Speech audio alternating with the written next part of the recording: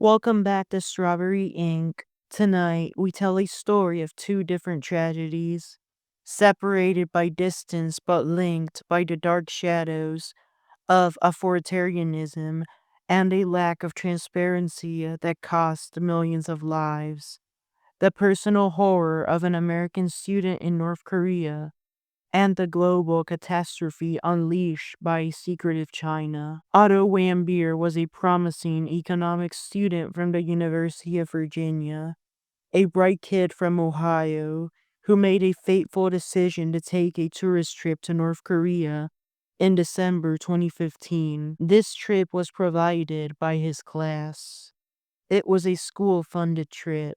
On New Year's Day in 2016, he was just about to leave the country. He was about to leave his life routine behind and would leave his parents. He had already been away from those fiends, but at this point, it was confirmed that he would most likely not see them in a while. Otto Warmbier was a promising economics student from the University of Virginia, a bright kid born in Ohio who made a fateful decision to do this trip and experience another culture way different from his. Otto, however, was detained for allegedly committing a hostile act against the country, North Korea.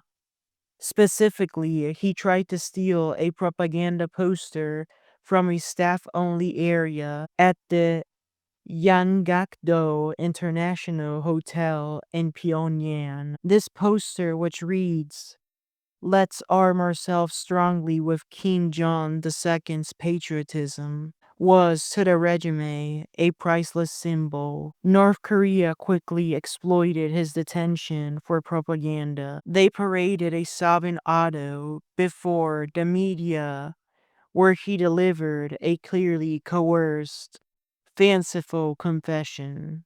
He claimed he plotted the theft at the behest of a church group and a secret society at UVA. That's what the US media claims, and the organizations themselves immediately deemed implausible and fabricated by his North Korean interrogators. He was summarily tried and convicted of subversion in a 1-hour trial at their Supreme Court, where he was sentenced to 15 years of hard labor. All politicians in North Korea agreed with this. Hard labor is illegal in the United States due to the Constitution. The Constitution states no cruel or unusual punishment.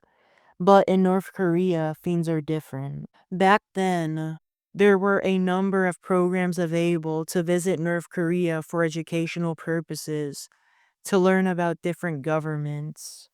However, due to what happened to Otto Warmbier, after this part of the story, there will most likely never be another trip like this again. What happened to Otto during his 17 months of hard labor was definitely cruel. In North Korean custody, he was imprisoned for a staged crime. That term, staged crime, is a textbook example of state-sanctioned abuse, at least in this case. The North Korean government treated him this harshly because he was American, and they used the excuse that he pulled this prank. To them, it's offensive, but does he deserve to go through hard labor for 15 years for that? No. While North Korea generally handles American detainees carefully, Otto was treated with the brutality reserved for their own citizens. Though North Korea denied torture, specifically after a speech by Kim Jong-un, U.S. officials and human rights groups strongly argued his treatment amounted to torture and hostage taking. North Korea's claim was that he contracted botulism and fell into a coma after taking a sleeping pill. Botulism is a condition where your joints get paralyzed. Critical body parts get paralyzed, including your eyes. You start seeing blurry. You could barely walk properly. This is what Kim Jong-un, the North Korean leader, claimed that Otto had contracted. Then Secretary Sean Spicer negotiated with the North Korean government to have Otto be returned to the United States.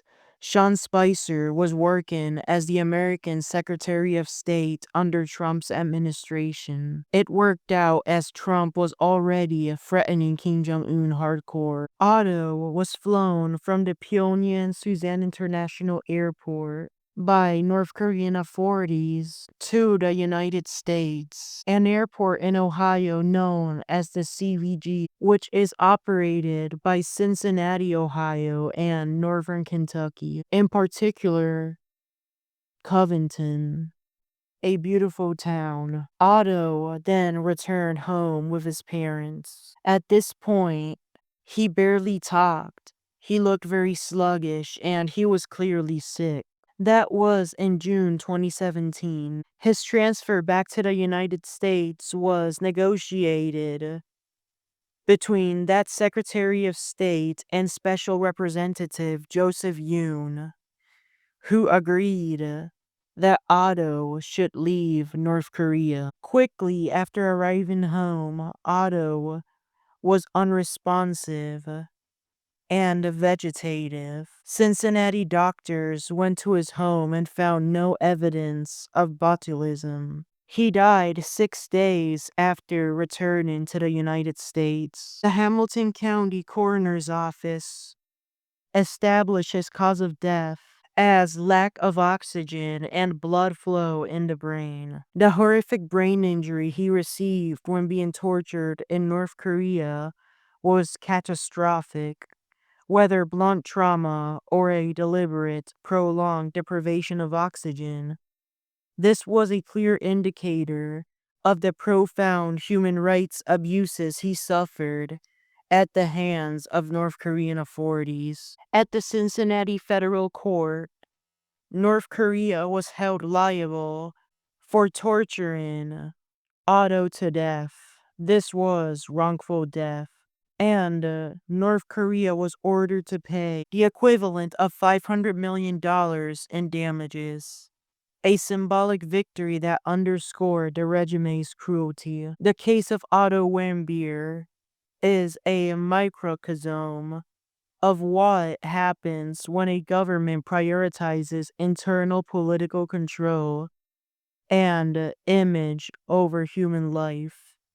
Tragically, this same dangerous approach played out on a global scale with the emergence of COVID-19. This was another attack by Asian communist officials. The immense human cost of the pandemic, an estimated 7 million deaths globally, was undeniably exacerbated by China's lack of transparency and initial delays in sharing critical information from the outbreak's origin in Wuhan. Wuhan, this was the city where there was a lab leak virus, the coronavirus, and officials knew about this virus spreading rapidly. It spread to the rest of the Asian continent, then to the rest of the world, ruining lives, ruining economies. And at first, China had the control to stop this, to control it, but they chose not to because due to Jinping, the leader of China, due to his trade war with American President Donald Trump, he chose not to warn the world about this virus, which was so irresponsible of him. Analysts and officials suggest this reluctance was partly influenced by the strained political climate and the ongoing conflicts between China through the USA. Beijing seemingly prioritizing its geopolitical standing and internal stability failed to rapidly and fully alert global health bodies, such as the CDC, regardless of whether the virus originated in a market animal and was lab associated. The unchecked spread from a secretive China developed into a global catastrophe and ruined so many across the globe. It ruined people's businesses, got people's family members killed. Really, this virus was evil. And it was an artificially made virus. Why would you make a virus that causes so much harm? What were the developers thinking? So many venues, restaurants, schools, and stores were shut down, as well as hair places. People were waiting and begging for stimulus checks in order to support themselves and their family. Now, we are dealing with rapid inflation in most countries, but especially in the United States of America. After Trump's first term, another American president, Joe Biden, joined office, and he was the worst in history. He did nothing and sat there and wasted time for 4 calendar years. If Trump would have stayed in office, then our economy would be better by now. As Trump has good plans, yes, but it may not look as good right now because the plan he proposed takes a while to complete. Moving factories, yada yada, that cannot be done overnight. And the 4 years Biden wasted could have been used well by Donald Trump. That's it for today's episode of Strawberry Ink. Stay tuned for the next story. I am sorry for the controversial nature of this one. Till next time, take care and have a good rest of your day. May all those affected from these two awful stories rest in peace.